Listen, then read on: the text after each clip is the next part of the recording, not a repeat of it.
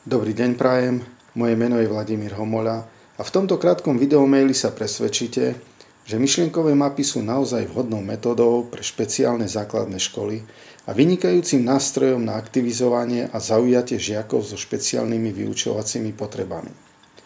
Začneme niekoľkými skúsenosťami vašich kolegov, špeciálnych pedagógov, ktorí sa o tom presvedčili priamo vo vyučovacom procese.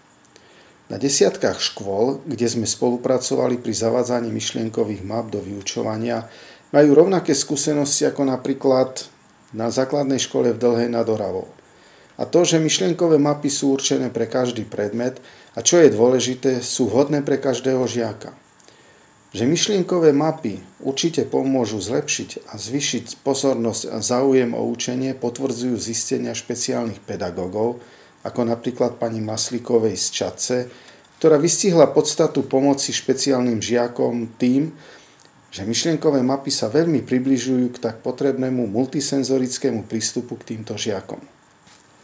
Alebo pani Geciová, špeciálny pedagóg v Leviciach, má výborné odozvy na používanie myšlienkových map so žiakmi s poruchami učenia, a dokonca myšlienkové mapy s úspechom používa aj pri deťoch s mentálnym postihnutím.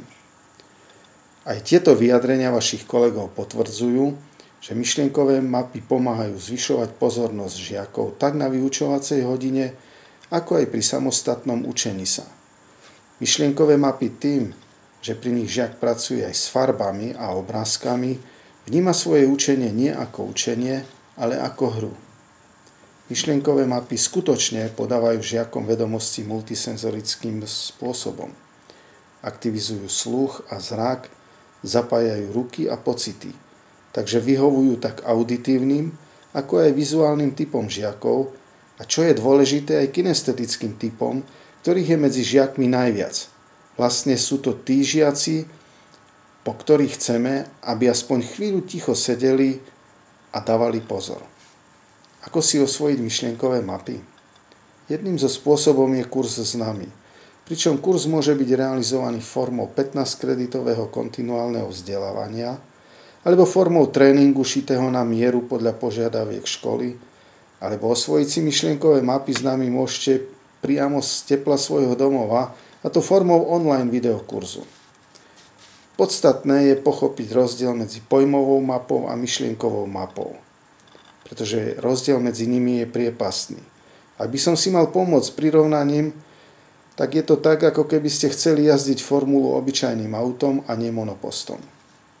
Ďalej na kurze pochopíte tvorbu myšlienkových map a najmä to, ako myšlienkové mapy posunúť ďalej svojim žiakom, aby zlepšenie ich výsledkov bolo čo najrýchlejšie. A prečo začať spolupracovať s nami?